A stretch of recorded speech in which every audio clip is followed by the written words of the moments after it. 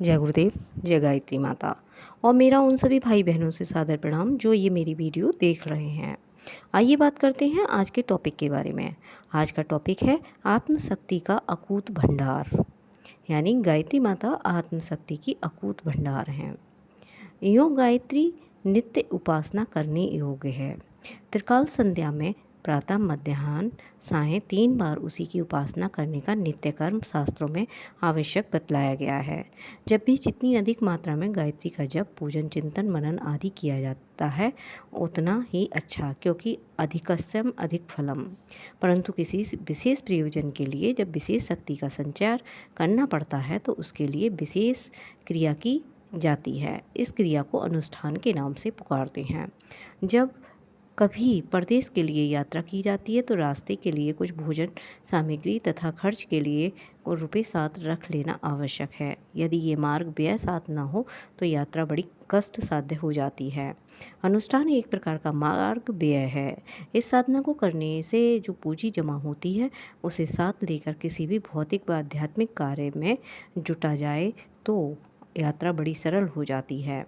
सिंह जब हिरण पर झपटता है, बिल्ली जब चूहे पर छापा मारती है, बगुला जब मछली पर आक्रमण करता है तो उसे एक क्षण स्तब्ध होकर सांस रोककर जरा पीछे हटकर अपने अंदर की छिपी हुई शक्तियों को जागृत करने और सतेज करना पड़ता है। तब वे अचानक अपने शिकार पर पूरी शक्ति के साथ टूट पड़ते हैं और मनोवांछित लाभ प्राप्त करते हैं। ऊंची या लंबी छलांग भरने से पहले खिलाड़ी लोग कुछ क्षण रुकते हैं, ठहरते हैं और पीछे हटते हैं, तदुपरांत छलांग भरते हैं। कुश्ती लड़ने वाले पहलवान ऐसे ही पैतरे बदलते हैं। बंदूक चलाने वाले को भी घोड़ा दबाने से पहले यही करना पड़ता है। अनुष्ठान द्वारा यही कार्य आध्यात्मिक आधार पर होता है।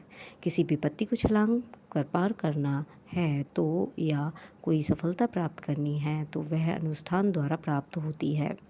बच्चा दिन भर माँ माँ पुकारता रहता है, माता भी दिन भर बेटा लल्ला कहकर उसको उत्तर देती रहती है। यह लाड़ दुलार यूं ही दिन भर चलता रहता है। पर जब कोई विशेष आवश्यकता पड़ती है, कष्ट होता है, कठिनाई आती है, आकांक्षा होती है या साहस की ज़रूरत पड़ती है तो बालक विशेष बलपूर्वक विशेष स्वर से माता को पुकारता है। इस विशेष पुकार को सुनकर माता अपने अन्य कामों को छोड़कर बालक के पास दौड़ जाती है और उसकी सहायता करती है। अनुष्ठान साधक की ऐसी ही पुकार है जिसमें विशेष बालक एवं विशेष आकर्षण होता है। उस आकर्षण से गायत्री शक्ति विशेष रूप से साधक के समीप एकत्रित हो जाती है। जब सांसारिक प्रयत्न असफल हो रहे हों, आपत्ति का निवारण होने का मार्ग ना जूझ पड़ता हो, चारों ओर अंधकार छाया हो, भविष्य निराशाजनक दिखाई दे रहा हो, परिस्थितियां दिन दिन बिगड़ती जाती हों, सीधा करते उल्टा परिणाम निकलता हो तो स्वभावतः मनुष्य के हाथ पैर फूल जाते हैं। चिंताग्रस्त और उद्विग्न मनुष्य की बुद्धि ठीक काम नहीं करती।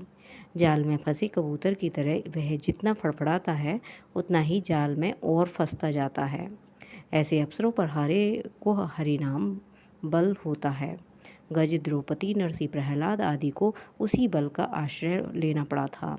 देखा गया है कि कई बार जब वह सांसारिक प्रयत्न विशेष कारगर नहीं होते तो देवी सहायता मिलने पर सारी स्थिति ही बदल जाती है और विपदाओं की रात्रि के घोर अंधकार को चीरकर अचानक ऐसी बिजली कांप जाती है जिसके प्रकाश से पार होने का रास्ता मिल जाता है। अनुष्ठान ऐसी ही प्रक्रिया है। वह हारे हुए का चीत्कार है जिससे देवताओं का सिंहासन हिलता है। अनुष्ठान का विस्फोटक हृदयाकाश में एक ऐसे प्रकाश के रूप में होता है जिसके द्वारा विपत्तिग्रस्त को पार होने का रास्ता दिखाई दे जाता है। सांसारिक कठिनाइयों में, मानसिक उलझनों, आंतरिक उद्योगों में गायत्री अनुष्ठान से असाधारण सहायता मिलती है। ये ठीक है कि किसी को सोने का घड़ा भरा असरफियाँ गायत्री नहीं दी जाती, पर यह भी ठीक है कि उसके प्रभाव से मनोभूमि में ऐसे मौलिक परिवर्तन होते हैं जिनके कारण कठिनाइयाँ का उचित हल निकल आता है। उपासक में ऐसी बुद्धि, ऐसी प्रतिभा, ऐसी सूझ, ऐसी दूरदर्शिता पैदा हो जाती है जिसके कारण वह ऐसा रास्ता प्राप्त कर लेता है जो कठिनाई में निवारण में रामबाण की तरह फलप्रद सिद्ध होता है। भ्रांत मस्तिष्क में कुछ असंगत, असंभव और अनावश्यक विचारधाराएं, कामनाएं, मान्यताएं घुस पड़ती हैं, जिसके कारण वह व्यक्ति अकारण दुखी बना रहता है। गायत्री साधना से मस्तिष्क का ऐसा परिमार्जन हो जाता है जिसमें कुछ समय पहले जो बातें अत्यंत आवश्यक और महत्वपूर्ण लगती थी, वे ही पीछे अनावश्यक और अनुपयुक्त लगने लगती हैं। वह उधर से मुंह मोड़ लेता है।